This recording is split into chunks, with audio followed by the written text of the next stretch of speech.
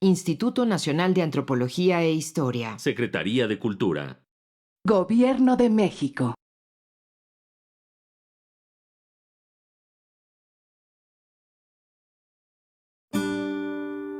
Su sustancia está hecha de evocación, recuerdo, rememoración y de lo que toma del porvenir. Porque es una parte fundamental de nuestra identidad. Somos nuestra memoria. El programa del INA que nos lleva de viva voz con los especialistas. Muy buenos días, esto es Radio INA, la Secretaría de Cultura y el Instituto Nacional de Antropología e Historia los invitan a acompañarnos en la emisión de la serie Somos Nuestra Memoria. Yo soy María Elisa Velázquez y en esta ocasión contamos con la presencia de Guadalupe Suárez Castro, quien es licenciada en etnohistoria y maestra en arqueología por la Escuela Nacional de Antropología e Historia.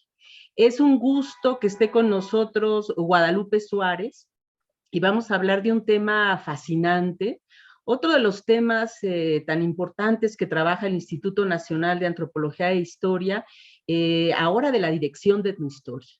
La Dirección de Etnohistoria guarda saberes maravillosos sobre distintos temas y hoy nos va a tocar hablar justo del Chilam Balam de Teja. O sea, es un tema de estos libros maravillosos de la cultura maya, de la que pues sabemos en general poco. Entonces me da mucho gusto darle la bienvenida a Guadalupe Suárez, que haya aceptado estar con nosotros. Y bueno, para comenzar, me gustaría saber que nos explicaras un poquito de manera sencilla, Guadalupe, ¿qué son los libros del Chilam Balam para la gente que no tenemos mucho conocimiento sobre el tema? ¿Qué es esto del Chilam Balam? Bueno, primero buenos días. Muchas gracias por la invitación. Es un gusto estar aquí compartiendo con ustedes este tema. Antes de decir qué son los libros del Chilam Balam, quisiera partir de dos principios. Uno, que no hay un solo libro del Chilam Balam. Son varios. Hasta hoy se conocen 9, pero se tiene registro de más, que pueden estar perdidos o que no se conservaron a lo largo del tiempo por las condiciones climatológicas que presenta la península de Yucatán. Y en segundo lugar, estos libros comúnmente se ha pensado que son copias unos de otros, y no es así. Es importante decir que ningún libro es igual, que todos fueron escritos por diferentes autores a lo largo del tiempo, en diferentes pueblos yucatecos entre los siglos XVII y XIX. Ahora bien, entonces sí, ¿qué son los manuscritos tipo Chilam Balam? Son cuadernillos de papel europeo cosidos por uno de sus costados, que están escritos en lengua maya yucateca, tienen fragmentos en latín y algunas palabras en español. Digamos, físicamente son así los libros. Los primeros libros o los más tempranos, que son los de Maní, el de Maní, el de Tizimín y el de Chumayel, contienen material mítico, profético y narraciones históricas. Los más tardíos, que son el Cahua, el Ixil, el Tecash, el Na, el Chancaj, el Tusic, son misceláneos. Contienen almanaques mixtos, es decir, combinan elementos de la tradición occidental con la tradición maya, contienen leyendas medievales, pasajes bíblicos, registros de bautismo, matrimonio y defunción de los firmantes de los mismos libros o de familiares de ellos. Y en general podemos decir que a pesar de que se subdividen, digamos, en dos tipos los Chilam Balam, el primero es el profético y el segundo es el de carácter mixto, son textos misceláneos, híbridos, que recopilan las tradiciones maya y la occidental. A grandes rasgos, esos son los manuscritos tipo Chilam Balam. Muy bien, o sea que son libros, textos que hablan de distintos temas, como tú nos explicas, Guadalupe, y que además ocupan una temporalidad muy grande, o sea, que empezaron a escribirse en el siglo XVI, pero también hay del siglo XIX. Entonces, esto es muy interesante porque es como una tradición de escritura, ¿no? ¿Sabemos qué quiere decir Chilam Balam? Sí, bueno, tradicionalmente Chilam Balam se ha traducido como profeta jaguar, sacerdote jaguar o brujo jaguar. Pero digamos que tiene su significado etimológico. La palabra Chilam, cuando aparece sola, la M cambia por N, entonces se dice Chilán. Y la otra palabra es Balam. Chilam Balam es un término en maya yucateco también. Chilam lo podemos traducir como el que es boca o el que está acostado. Y Balam se traduce como cosa oculta o también como jaguar. En mi caso particular, yo acepto la definición propuesta por Alicia Barabás y Miguel Bartolomé, que significa el que es boca del oculto. Y se remite directamente a un cargo que se puede rastrear hasta el periodo clásico maya, que es un tipo de sacerdote que hablaba con los dioses, era el poseedor entonces de la palabra oculta o de los dioses, y entonces le comunicaba al Señor los designios de los dioses. Ese sería el chilán en un principio, pero es cierto que la figura del chilán, el cargo del chilán se fue transformando a lo largo del tiempo, de tal manera que no son lo mismo los chilanes del siglo del periodo clásico, los chilanes del siglo XVI, los chilanes del periodo virreinal y los chilanes del siglo XIX que van a escribir este tipo de manuscritos. Claro, entonces que la figura del Chilam Balam también va cambiando, esta especie de escribano, ¿no? El que escribe sobre las tradiciones o sobre distintas temáticas que tienen que ver con las culturas mayas, ¿no? Entonces, también me llama la atención esto, porque va cambiando de acuerdo a la temporalidad, la figura y el perfil del escribano, ¿no? Como tú dices, bueno, primero eran de cierta jerarquía social y después van cambiando por los que saben más de un tema, ¿no? ¿Se sabe quién los redactó? O sea, son estos personajes, pero, por ejemplo, ¿tenemos nombres, tenemos autoría o son muchas veces anónimos, Guadalupe? En general, los manuscritos son anónimos, o sea, la mayoría son anónimos, pero algunos sí podemos saber el nombre de sus firmantes, de sus propietarios, de los proveedores del papel. Es, por ejemplo, el caso del Chilam Balam de Na. Ese es un manuscrito muy rico, porque tiene el nombre de los firmantes José María Na y José Secundino Na, que eran padre e hijo, firman en 1857. Y la fecha final, o la última fecha que se consigna en el manuscrito es de 1896. Y eso es interesante porque José Secundino Na ya había muerto para esa fecha, y su padre obviamente murió antes. Entonces, ¿quién escribe entre 1885, que es el año que muere José Secundino Na, y 1896? El Chilam Balam de Na es riquísimo porque trae en las últimas páginas registros de bautismo, de matrimonio y de función, tanto del primer matrimonio del matrimonio de José María Na, de sus hijos, y del primero y del segundo matrimonio de José Secundino Na.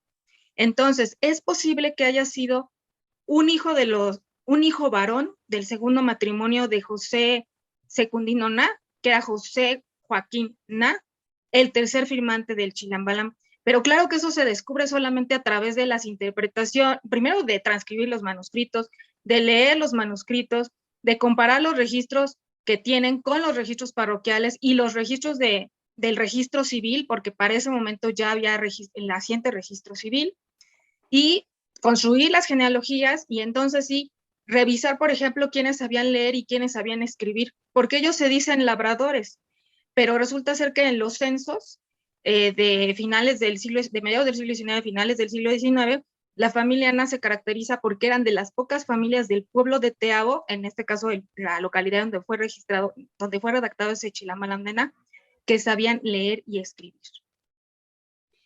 Oye, Y bueno, Guadalupe, además, ajá, también participaron como testigos, como padrinos, en los mismos registros de matrimonio y de defunción, y eso les permitió tener contacto con el párroco, en este caso de la iglesia, y tenemos noticias de que ellos mismos, o sea, los Na, escribieron otro tipo de manuscritos que no necesariamente eran Chilam-Balam, por ejemplo, oraciones en lengua maya, o estos tratados para el bien morir, por ejemplo, es decir, colaboraban en la administración de los sacramentos y llevaban manuales para administrar los sacramentos entre la población. claro. Oye, Guadalupe, y cuéntame, porque ahorita que estás hablando y que sabes tanto de este tema, ¿por qué te interesó a ti trabajar los Chilam-Balam? O sea, ¿desde cuándo lo haces y por qué te interesó trabajar este tema? ¿Tú eres de Yucatán, Guadalupe? No. No, yo nací aquí en la Ciudad de México, sin embargo, pues ese es otro de mis temas de estudio de Ecatepec, porque toda mi vida, hasta que me casé hace algunos años, vivía en el municipio de Ecatepec. Me siento, de hecho, más ecatepense que chilanga, ¿no? Pero no soy yucateca. Lo cierto es que para mi tesis de licenciatura que desarrollé a principios del año 2000, pues la verdad es que me interesó mucho el área maya.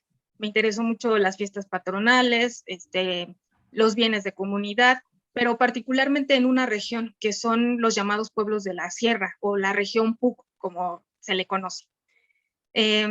Tecash pertenece justamente a la región PUC y fue en el 2012 cuando yo concursé y gané la base para la dirección de historia en el INA, que me di cuenta que justamente Tecash tenía un Chilam-Balam y que no había sido publicado por sí solo. El Chilam-Balam de Tecash no tenía una publicación para el manuscrito por sí mismo, sino siempre relacionado con el Chilam-Balam de Na, porque se creía que la primera parte del Chilam-Balam de Tecash estaba copiada fielmente al Chilam-Balam de Na, y eso hacía que no mereciera un estudio aparte, ¿no? Así es que dije, no, esto no puede ser, hay que publicar el Tecash y darle la importancia que merece el manuscrito por sí mismo, y fue así como entonces comencé a trabajar en el año 2012 el Chilam-Balam de Tecash. Tecash. Bueno, ya que estamos en el Chilam-Balam de Tecash, cuéntanos un poco de sus características, o sea, ya nos explicaste la importancia que tenía porque no había sido muy trabajado, no se conocía. Entonces, ¿dónde está este escrito, estos textos y cuáles son sus características, Guadalupe? El Chilam-Balam de Tecash se encuentra, como muchos Chilam-Balam, en la Biblioteca Nacional de Antropología e Historia, en la bóveda de manuscritos pictográficos. Hay algunos otros Chilam-Balam que se encuentran en la biblioteca de Princeton, en New Jersey. Pero bueno, el Tecash está en la Biblioteca Nacional de Antropología e Historia.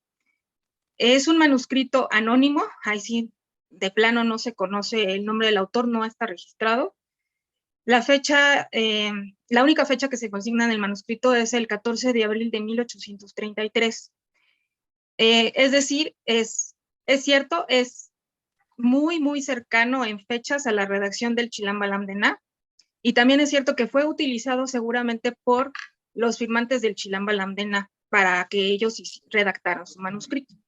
Pero tiene diferencias que son posibles de ver, particularmente en el calendario y en algunos pequeños dibujos que contienen, tanto el Chilam-Balam de Tecash como el Chilam-Balam de Na.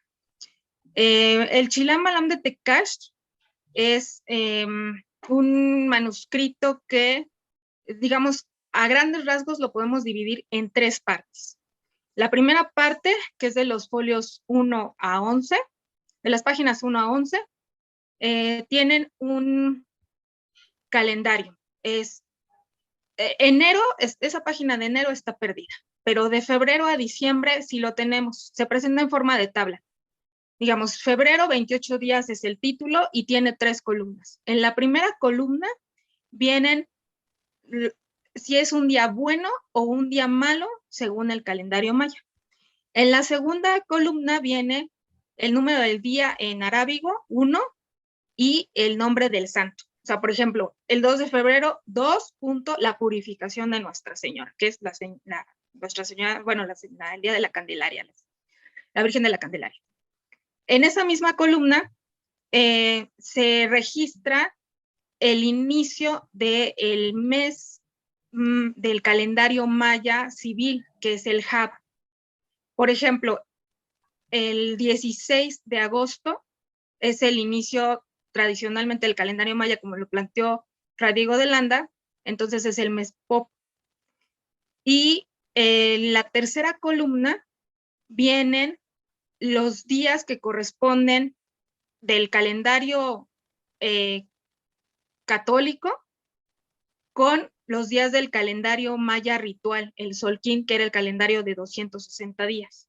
Y así viene la lista de los días y se repiten porque eran 20 días del calendario del Solquín maya. Ese es el formato de la primera parte. El formato de la segunda parte, que es de las páginas 12 a la 28, son, igual vienen mes por mes, los signos zodiacales. Entonces, viene, por ejemplo, los días solares y lunares que trae el mes, qué signo lo rige, qué enfermedades se rigen bajo ese signo, las predicciones de algunas enfermedades de los niños al nacer, las influencias de los planetas sobre algunas partes corporales o algunos órganos del cuerpo, y también los métodos de curaciones por purgas y sangrías, que son muy europeos. Y la tercera parte, de la página 28 a la 36, es un libro de curaciones. O sea, tiene alrededor de unos 45 remedios curativos y se habla de las plantas, de cómo se preparan y para qué enfermedades sirven. Es interesante, el Chilamalam de Tecash es interesante porque los primeros 28 folios son los que se conservan en original, pero del 28 al 36 solo los podemos conocer en copias, porque esos ya no están en original, ya no están en la Biblioteca Nacional de Antropología e Historia, pero sí están en algunos recintos estadounidenses, en algunas bibliotecas estadounidenses, porque el Tecash anduvo por ahí en algún momento. Gracias, Guadalupe. Bueno, todo esto que dices que tienen los libros es maravilloso, porque es, o sea, y como tú dices, quien escribió esto, pues era alguien que sabía y que conocía los temas, ¿no? Y esto me lleva un poco a la pregunta de, ¿están escritos en maya? ¿Cómo se hicieron las traducciones? ¿Quién las hacía?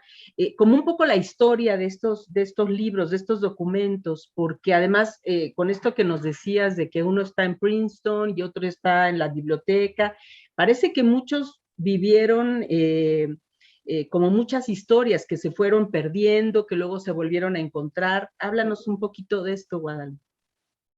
Sí, bueno, voy a remitirme particularmente a la historia del Tecash, que es una historia compartida con varios manuscritos. El Tecash, como mencioné, pues fue redactado en 1833, en 1857 seguramente fue utilizado como modelo para redactar el Chilamalam de Ná, y de esa segunda mitad del siglo XIX no se sabe su paradero. De lo que sí se tiene noticia es que en 1913 lo tenía un coleccionista que es probablemente quien lo haya comprado en Yucatán, quien lo haya adquirido en Yucatán, que fue don Pablo Wilkinson. Don Pablo Wilkinson organizaba literalmente ventas nocturnas de manuscritos, de documentos, y en una de esas ventas lo compró un interesado en Estados Unidos, un interesado en los documentos en maya, que fue William Edmund Gates. William Edmund Gates hizo un contrato con en ese entonces, la compañía Kodak Eastman para sacar copias fotográficas de los manuscritos que él tenía. Y de igual manera organizaba ventas para vender esas copias fotográficas a coleccionistas o gente que simplemente le interesara, ¿no? Es cierto, en algún momento dado se ha dicho que pues eso es tráfico ilegal de manuscritos, ¿no? En el siglo XIX, perdón, en el siglo XX, en el primer tercio del siglo XX, pero lo cierto es que gracias a todas esas copias es que nosotros podemos conocer lo que ya no se tiene original del manuscrito. Y esas copias han llegado a las bibliotecas estadounidenses. Y tanto Gates como a los coleccionistas que se los vendió, pues no eran coleccionistas por ser coleccionistas, también hicieron estudios. O sea, el mismo William Gates con su secretaria Elizabeth Stuart hizo transcripciones y correlaciones de los calendarios maya y occidental que se encontraban en el Chilambalam de Tecash y en el Chilambalam de Na, que se encuentran en papeles mecanografiados en la colección norteamericana de la Biblioteca de Provo en Utah, ¿no? Entonces, estas copias fueron compradas por estos mismos coleccionistas estadounidenses que a veces hicieron trabajos sobre estas copias y a su muerte terminaron siendo donadas, depositadas de algún modo en alguna biblioteca estadounidense. De tal manera que, por ejemplo, el Chilambalam de Tecash, esas copias del Chilambalam de Tecash, de esas que vendió Gates, se encuentran en Harvard, se encuentran en la Biblioteca del Congreso, se encuentran en Tulane. Hay muchas copias regadas, por así decirlo, de los Chilambalam en muchas bibliotecas norteamericanas. Muy bien, y eso, bueno, es muy interesante porque eso posibilitó las copias y el interés de los coleccionistas en estos libros posibilitó que todavía los podamos consultar y que existan réplicas, ¿no? Y hablemos un poco porque creo que estos programas de Radio INA los escuchan en Latinoamérica, en otros países. ¿Qué es Tecash? ¿Dónde está Tecash en la península de Yucatán? ¿Qué significa ese nombre? Este poblado, ¿qué historia tiene? Un poquito para ubicar a este texto del Chilambalam. Pues, bueno, la palabra Tecash proviene del maya yucateco, significa en el monte. Y Tecash es una población que se encuentra 125 kilómetros al sureste de Mérida. Se puede llegar fácilmente en carro, se puede llegar en autobús o se puede llegar en transporte colectivo en unas camionetas. Tecash es la cabecera municipal. Es un pueblo grande, es un pueblo con importancia política, porque no solamente es cabecera municipal ahora, fue cabecera en algún momento dado de toda la región. Pero bueno, la historia de Tecash en cuanto a su ocupación humana se remonta incluso hasta el 9000 antes de Cristo. O sea, no del pueblo, sino de los alrededores, encontramos cuevas con evidencias humanas. Hay petrograbados, hay pinturas rupestres, y su ocupación también se puede corroborar durante el periodo preclásico y clásico en sitios arqueológicos como Chacmultún. Es un sitio abierto al público. Y antes de la llegada de los españoles, Tecash pertenecía al Cuchcabal o provincia prehispánica de Maní. Esta provincia prehispánica o toda el área que comprendía esta provincia, llamémosla así, fue conquistada por don Francisco de Montejo en 1540. Y don Francisco de Montejo entonces se quedó todos los pueblos de esta área en encomienda. Después los perdió, fueron repartidos entre otros conquistadores y fue Francisco Bracamonte el que se quedó con la encomienda de Tecash. Estuvo en Francisco Bracamonte y después en segunda vida en su esposa. Y después la encomienda pasó a otras personas. Pero descendientes de la viuda de Francisco Bracamonte reclamaron parte de la encomienda y entonces Tecash estuvo encomendado a lo largo del periodo virreinal, pero una parte de lo que se obtenía de la encomienda se le daba también a los descendientes de Francisco Bracamonte. Guadalupe, nada más, perdón que te interrumpa, recuérdanos para nuestros oyentes, ¿qué era una encomienda? Pues la encomienda era como un premio que recibía un conquistador por sus servicios durante la conquista. El conquistador estaba obligado a cuidar de la población a permitir que se le evangelizara y a cambio iba a recibir un tributo. Entonces, ese tributo era, a fin de cuentas, lo que se le daba al conquistador por la encomienda. Entonces, de ese tributo era lo que se le dio a la familia de Francisco Bracamonte, una parte se le dio a la familia de Francisco Bracamonte y otra parte a los que fueron encomenderos a lo largo del periodo virreinal. Ok, y luego, ¿qué pasó con Tecash después del periodo virreinal, ya en la independencia? Bueno, antes de la independencia sí quisiera mencionar que Tecash fue evangelizado por los frailes franciscanos que venían de Maní. Maní había sido el tercer convento que se fundó en la península de Yucatán en 1549. Casi 30 años después, en 1576, Tecash es elevado a la categoría de convento. ¿Por qué? Porque su población iba creciendo. Muestra de ello es la iglesia de 3 naves que hasta ahorita se conserva, que es de las pocas iglesias de 3 naves que se conservan en los pueblos del área maya. Y además de esta iglesia se conserva también una parte de lo que fuera el convento, que fue secularizado a finales del siglo XVIII. Es decir, pasó de los frailes a ser administrado por los párrocos, por los curas. Tecash también es importante a nivel religioso porque tiene en la cima del cerro una ermita dedicada a San Diego de Alcalá. De estas tradiciones de las imágenes aparecidas y que se las llevaban a la iglesia, pero que no querían quedarse en la iglesia y entonces les construyeron su propio lugar de culto, ese es San Diego de Alcalá, el San Diego de Tecash o San Dieguito de Tecash. Así es que además de la iglesia San Juan Bautista, en Tecash se puede visitar en la cima del monte la ermita dedicada a San Diego de Alcalá, y lo bajan a la iglesia del pueblo para su fiesta en noviembre, en el mes de noviembre. Y con respecto a la cuestión de la independencia,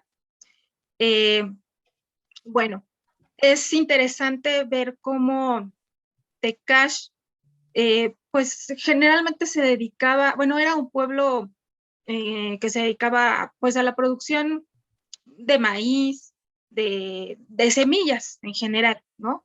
Y va a ser a lo largo del siglo XIX cuando cambia en algunos pueblos radicalmente esto y se dediquen a la industria de la caña de azúcar, ¿no? Al aguardiente, a la producción de aguardiente. Y eso le sucedió a Tecash. Gracias, Guadalupe. Les recordamos, vamos a hacer un pequeño intermedio para recordar que el tema del que estamos platicando es del Chilam Balam, específicamente de Tecash, y estamos entrevistando con mucho gusto a Guadalupe Suárez Castro, a la maestra Guadalupe Suárez Castro, que es investigadora de tiempo completo de la Dirección de Etnohistoria del Instituto Nacional de Antropología e Historia, y nos está pues compartiendo saberes maravillosos de estos escritos del Chilam Balam de Tecash. Gracias, Guadalupe, otra vez. Bueno, pues seguimos porque, bueno, podríamos hablar muchísimo tiempo de este tema, pero vamos a tratar de exponer lo que más le puede interesar al público.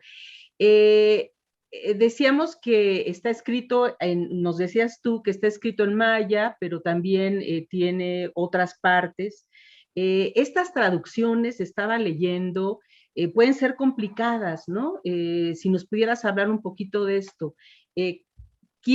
¿Con qué criterio se hacen las traducciones? Y si es lo mismo un maya que se hablaba en el 16 o en el 17 a un maya que se habla en el 19, o sea, ¿cómo se tiene que hacer este trabajo que me imagino que es muy laborioso y que debe conocerse mucho el idioma maya y sus variantes, digamos? No es fácil. Indudablemente está en maya yucateco. No hay otra variante que se presente en los Chilam Balam. Pues lo primero que hay que hacer es transcribir el manuscrito. Entonces, eso representa primero un problema una dificultad. porque uno que, bueno, más o menos, ¿no? Conoce su lengua, el español, de por sí cuando transcribe, pues hay palabras que son en español antiguo y, por ejemplo, pues uno no las entiende. Ahora, transcribir en una lengua que no es la lengua materna, pues peor aún. Eso por una parte. Por otra parte, como bien dices, no es lo mismo el maya yucateco del siglo XVI o el maya clásico al maya yucateco de nuestros días, al maya actual. Entonces, para el maya yucateco del clásico existen vocabularios y diccionarios que nos ayudan a poder traducir esas palabras que presentan todos estos documentos, aunque tiene cosas muy parecidas, o sea, no son radicalmente diferentes del maya clásico del maya actual. Y pues la pregunta es también cómo lo traducimos. Por ejemplo, para el Chilamalam de Tecash, el sistema que yo utilicé fue la segmentación morfológica. Fue descomponer las palabras a su mínima expresión y entonces, pues en este caso, por ejemplo, chilán, ¿no? ¿Cómo llegamos a saber qué significa el que es boca? Ah, bueno, porque se descompone en chi, que es boca, y an, que es un sufijo agentivo. Entonces ahí ya son dos vocablos que forman parte de una palabra. Entonces las palabras están compuestas por más de un elemento. Hay palabras que no, hay palabras que simple y sencillamente es un elemento, una sola palabra. Y este es un método que utilizó, no es nuevo, yo no lo implementé, es un método que utilizó hace ya varios años Orwin Smailus para traducir del maya chontal al español los papeles de Pashbolon. Oye, Guadalupe, y en el caso del Shilam Balam de Tecash, ¿tú hiciste la traducción? Sí. Me parece que sí, ¿verdad? Ajá. Sí, yo hice la transcripción. Guadalupe, ¿qué te costó más trabajo o cómo tuviste que irlo a hacer? ¿Cuánto tiempo te tardaste? ¿Qué retos implicó saber maya o no? O sea, cuéntanos un poquito de eso. Pues mucho, yo creo que justamente eso es lo que más me costó, la traducción. Lo que me ayudó fue que como los Chilam Balam no son iguales, pero sí tienen cosas muy parecidas o casi iguales. Entonces eso facilita un poco la posibilidad de traducirlos, porque se comparan con el contenido de otros manuscritos, por una parte. Por otra parte, yo no sé hablar maya yucateco, ¿no? O sea, yo conozco digamos, más o menos, ¿no? Pues no soy especialista, no soy lingüista, la gramática de la lengua, del maya clásico, pero pues es necesario realmente ayudarse de los diccionarios, de los vocabularios y consultar con gente que sí hable, que sí hable la lengua, o que sí conozca mucho mejor la lengua. El problema radicalmente para mí fue la traducción. Pero también es cierto que hay cosas que ayudan mucho, que son como tips, como te digo, que son, por ejemplo, este hecho de conocer las reglas algunas de las reglas gramaticales, el hecho de que hay palabras que constantemente se utilizan en el manuscrito. Por ejemplo, la U, que es una partícula que sirve para designar a la tercera persona del singular, es la partícula que más se utiliza, es la letra o la palabra en este caso que aparece con más frecuencia en todos los manuscritos tipo Chilam-Balam, y que además se dice que aparece también en los códices prehispánicos. O sea, los que han tratado de leer los códices prehispánicos, también es una de las palabras que más aparece, de tal manera que se puede decir que los que escribieron los Chilambalam se conocían esta tradición de escritura desde la época prehispánica porque utilizaron esta misma palabra, ¿no? Entonces, esas son pistas que te ayudan para traducir estos manuscritos. La traducción que yo hice fue entonces una traducción literal y una traducción más, no literaria, pero una traducción, digamos, un poco más entendible, por así decirlo, y se hizo renglón por renglón y respetando, la transcripción se hizo renglón por renglón y respetando absolutamente todos los signos de puntuación, todas las líneas, todas las divisiones de párrafo, todo lo que había en el manuscrito. Gracias, Guadalupe. Y bueno, volviendo un poco al contenido del Chilambalam de Tejac, nos decías que tenía una parte del calendario, otra parte de los signos zodiacales, eso me llamó la atención. Y bueno, también la otra parte de las recetas, ¿no? Háblanos un poquito, ¿por qué tanto interés en los signos zodiacales? Es finales del 19, ¿verdad? El Tejac es finales del 19. Y también háblanos un poquito de estas recetas para curar y para aliviar. Sí, bueno, yo creo que hay un elemento característico en todos los manuscritos Chilambalam, que es la pronosticación. La pronosticación puede ser de la llegada de los españoles, porque se piensa que Chilambalam fue un sacerdote que vivió en Maní a mediados del siglo XVI y que predijo la llegada de los españoles, pero esto no puede ser posible porque hacia 1500, en la década de 1540, pues ya estaban ahí, ¿no? Entonces, hay otro tipo de presagios, ¿no? Por ejemplo, los mayas tenían una concepción cíclica de la historia, que los hechos se repetían. Entonces, por ejemplo, en el Chilambalam de Chumayel se consigna en qué año hubo tormenta para que se sepa en qué año va a volver a haber otra. O sea, es para como estar prevenidos, por así decirlo, ¿no? Los mayas también se caracterizan porque tienen pronósticos de los días, o sea, si había días buenos, días malos. Entonces, este sentido de la pronosticación les interesa mucho consignarlo a los mayas en todos sus manuscritos. Así es que el Chilambalam de Tecash, de manera particular, está diseñado para ser leído y aprobado por los Ajzac, que eran los curanderos. Es lo más cercano a los yerbateros hoy en Yucatán. Así es que las predicciones o los presagios conforme a los signos del zodiaco que hablan sobre las partes del cuerpo en las que influyen esos signos o lo que se puede enfermar uno si pertenece a ese signo, como lo que conoceríamos como el horóscopo hoy, eso les interesaba consignarlo porque les podía ayudar en su trabajo como curanderos.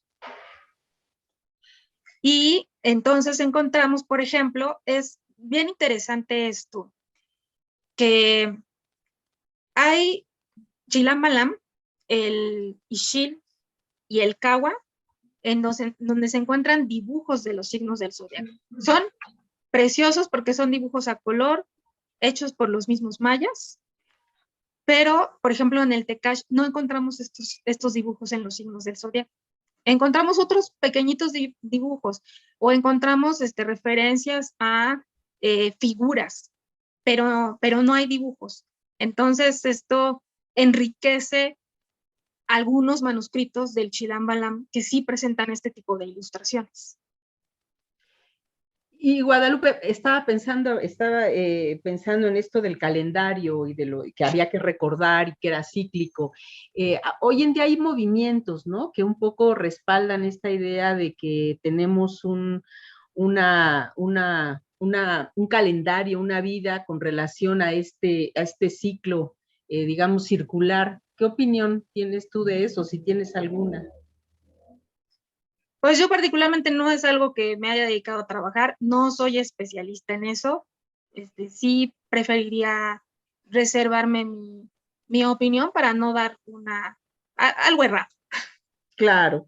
Oye, Guadalupe, cuéntanos algún ejemplo de los remedios que tiene el Chilam Balam de Tejat, que te recuerdes, que nos pudiera interesar. O sea, es recuperar alguna hierba, hacer tés, hacer compostas, algo de los temas. ¿Cómo son las recetas que se plantean? Pues hay recetas para muchas cosas. ¿Alguna en particular que yo recuerde? No. Pero, por ejemplo, son remedios de plantas, son para hacer baños, son incorporan elementos de origen animal como la cera o como el sebo o el uso del hierro caliente. Eran quemaduras, inflamaciones, el vómito, la diarrea, son, digamos, las enfermedades que se tratan. Incluso la tisis o la tuberculosis, esto me llama mucho la atención porque es justamente la enfermedad de la cual falleció José Secundino Nah, uno de los firmantes del Chilam Balam de Nah. O sea, está su registro de defunción plasmado en el Chilam Balam de Nah y dice que falleció de tuberculosis. Uno va y lo compara con el registro de parroquial o el registro, el registro de civil, y es lo mismo, coincide perfectamente. Lo que a mí me llama mucho la atención es, y derivé otro estudio precisamente de aquí del Chilam Balam, es que en el Chilam Balam de Chancaj y en el Chilam Balam de Nah, cuando se habla de las recetas, dice, esta flor es la que se le pone en el altar a San Juan de Dios en el Hospital de Mérida. Esta flor o este remedio se encuentra en la botica del Hospital General de Mérida. Entonces, eso nos habla de la relación que tenían, en este caso, quienes estaban redactando el Chilam Balam de Nah o el Chilam Balam de Chancaj, con en este caso, la capilla de San Juan de Dios del Hospital de Mérida, la capilla de Nuestra Señora del Rosario que perteneció al Hospital de San Juan de Dios de Mérida, o que los remedios se podían conseguir en boticas de la ciudad de Mérida. O sea, en Mérida, en la década de 1820, 1830, había boticarios que vendían remedios al hospital, pero el hospital en algún momento dado tuvo su propia botica y pues pudo hacerse de estos remedios muy fácilmente. Entonces, eso es un tema que me ha llamado que me ha parecido muy interesante, que me ha llamado la atención, porque ya estamos hablando de otra institución, pero que se dedicaba también a curar a los enfermos, en este caso, que fue la Orden Hospitalaria de San Juan de Dios. Claro. Y estaba pensando ahorita, Guadalupe, y la gente actual, los mayas actuales y la población de Tejat, ¿conoce el documento todavía? O sea, ¿tiene memoria de él? Y, por ejemplo, los curanderos, si hay hoy actualmente, ¿siguen utilizando esas recetas? ¿Sabemos algo de eso? Bueno, por una parte, el cronista de Tecash conoce el manuscrito, no lo ha trabajado, lo refiere en sus crónicas. La gente, pues yo creo que ahorita ya lo conoce un poco más, sinceramente, porque pues mi libro se ha llevado a Tecash, ¿no? Se dejó en la Casa de Cultura, se dejó en la biblioteca, entonces creo que por ahí la gente ha conocido este manuscrito. Los especialistas en Yucatán que utilizan las plantas, no necesariamente de Tecash, sino en general de los pueblos, son los yerbateros y los llamados menes. Entonces, ellos son los que conocen de plantas, pero eso es por una tradición que ellos tienen, ¿no? milenaria en este caso. Claro. Y bueno, pues la gente como todo, creo que como muchos, como todos, no necesariamente los yucatecos, pues utilizamos remedios caseros para curarnos, ¿no? Entonces, ¿qué utilizamos? Pues las plantas que tenemos en casa o las que podemos comprar en el mercado cuando vamos, y hacemos infusiones y hacemos, pues a lo mejor nos untamos con alguna planta, por ejemplo, ¿no? Entonces, en ese sentido, pues la gente también las utiliza. Claro. Y háblanos un poquito de tu libro, Guadalupe. ¿Cuándo se publicó? ¿Cuántas impresiones hay? ¿Qué comentarios recibió? Háblanos un poquito del libro.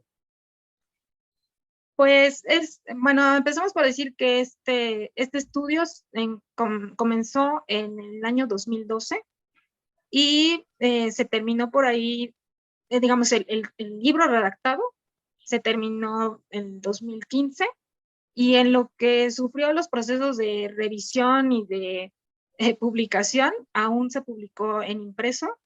El libro del Chilamalam de Tecash, Análisis Etnohistórico, es del año 2017. Es un libro que pues fue el tiraje de 700 ejemplares, si no me equivoco, y quedan, hasta donde yo sabía antes de la pandemia, era que quedaban muy poquitos en las librerías.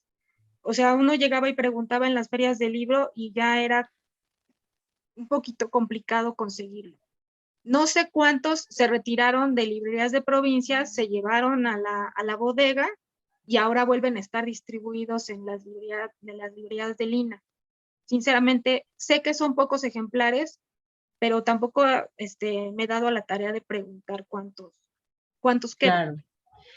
Lo que se me hace muy importante destacar es cómo las investigaciones, bueno, arqueológicas, pero sobre todo también antropológicas, etnohistóricas, históricas, pues llevan mucho tiempo, no solo los procesos de investigación que hacemos en el instituto, sino también después convertirlos en un libro y darlos a conocer, difundirlos, ¿no? Que son tareas que luego mucha gente se preguntará, ¿pero qué hacen los investigadores del INAH? Pues esto, tareas como muy precisas, muy minuciosas, que son muchas veces de larga data, que llevan mucho tiempo, ¿no?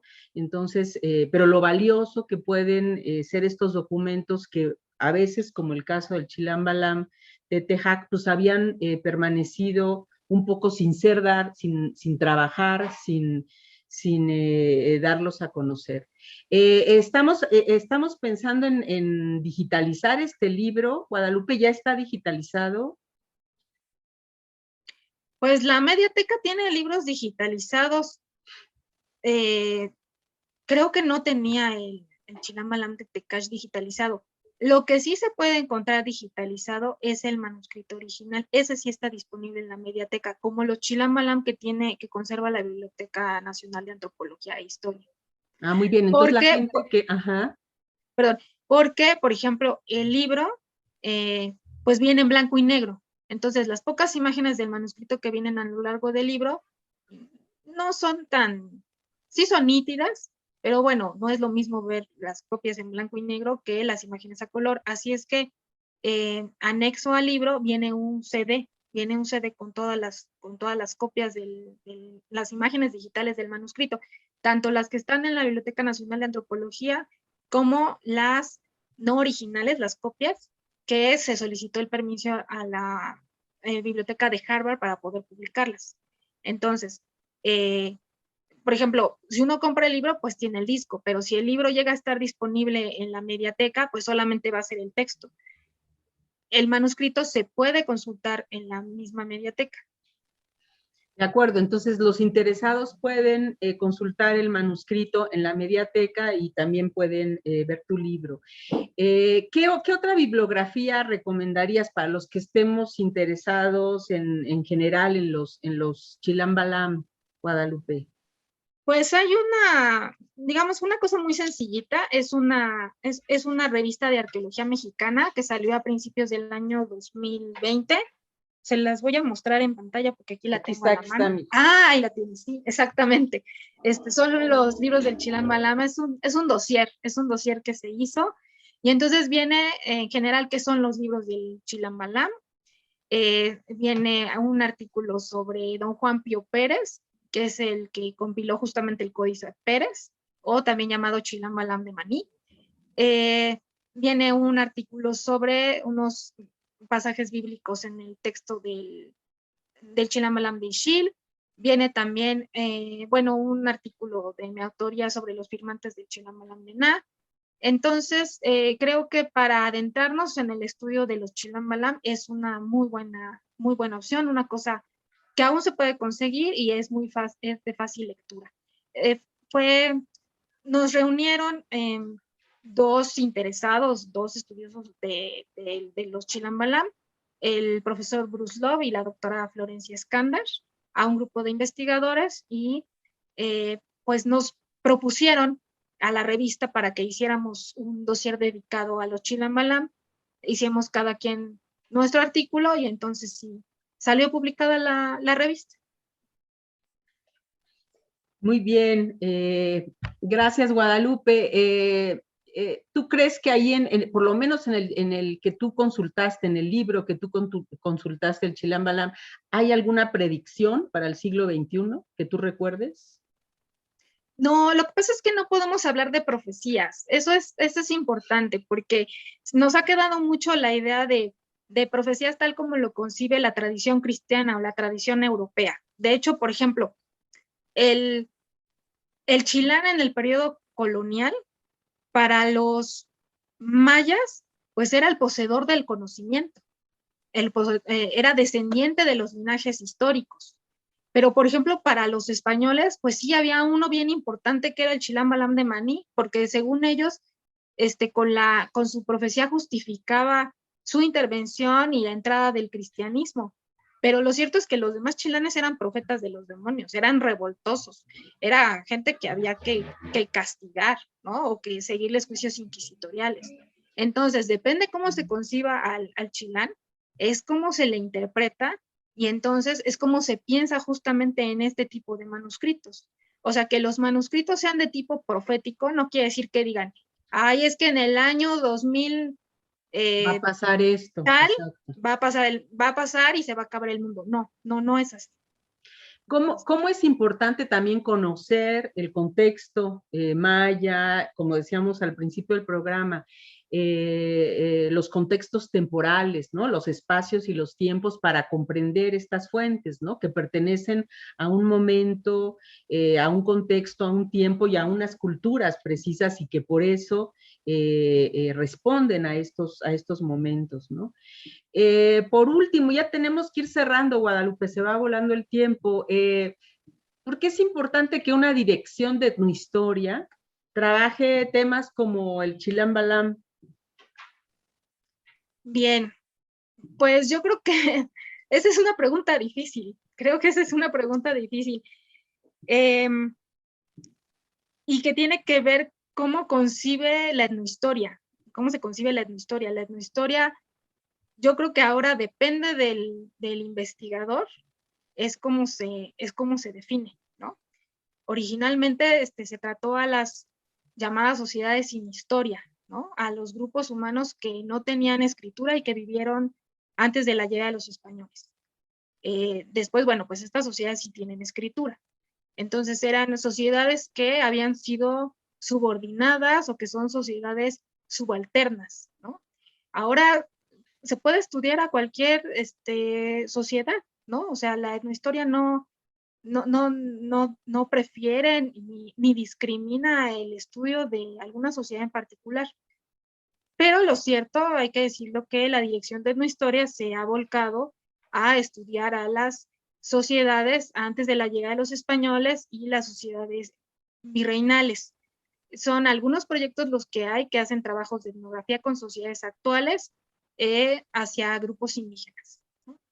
Entonces, pues precisamente en esta en esta línea que ha tenido la Dirección de Etnohistoria a lo largo de muchos años, es que estamos hablando de el estudio de manuscritos que redactó pues la nobleza indígena, o en este caso cómo se fue transformando los chilanes hasta llegar a curanderos, pero en realidad eran miembros de la sociedad maya yucateca virreinal y del siglo XIX, y que nos pueden demostrar la capacidad de los mayas para sintetizar los conocimientos de su cultura y los conocimientos de la tradición occidental, porque es cierto que estos manuscritos, y eso es importante también decirlo, para compilar estos manuscritos se recurrieron a diversas fuentes, o sea, recurrieron a la Biblia, recurrieron a las leyendas medievales,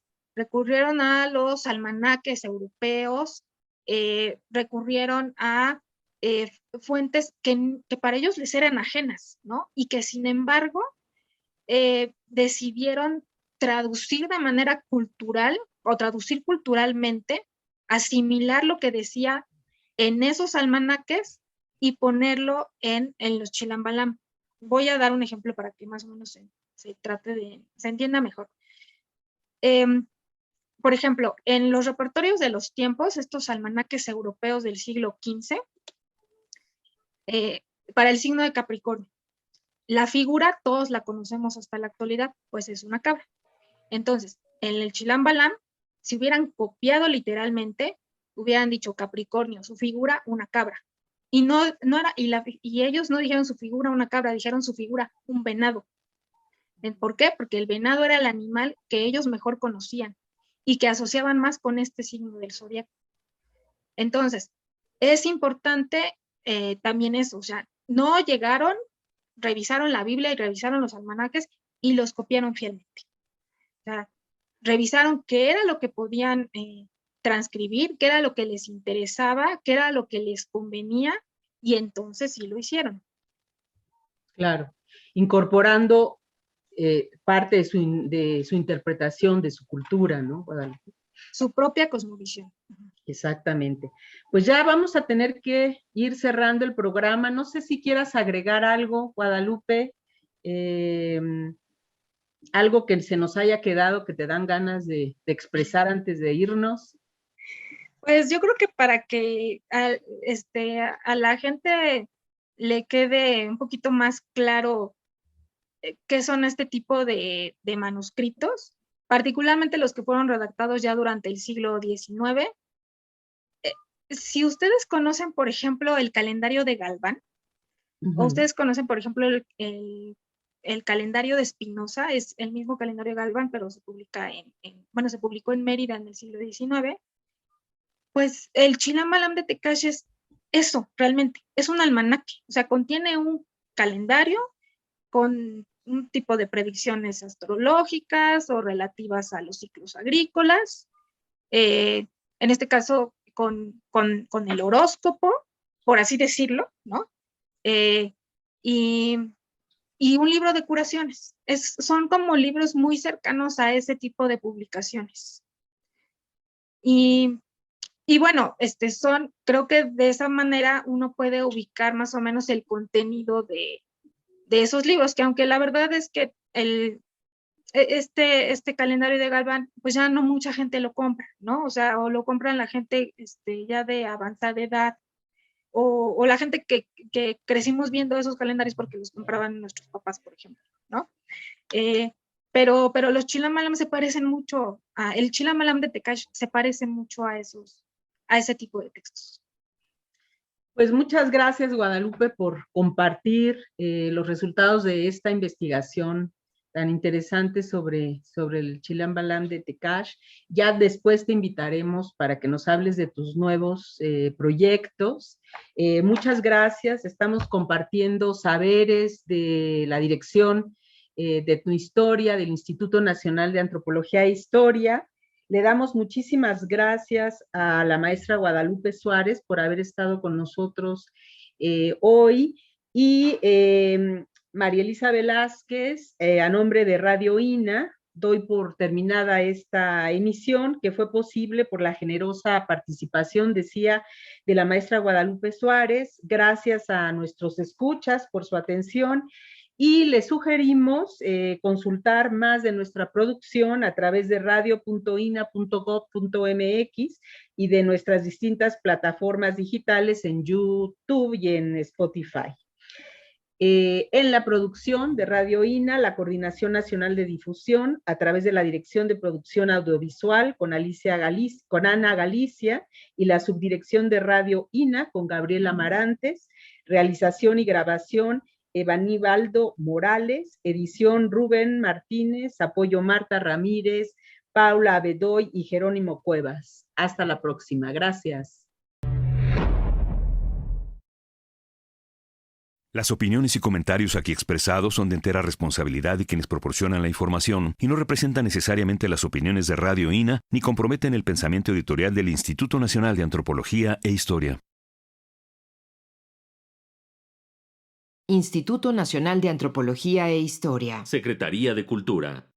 Gobierno de México.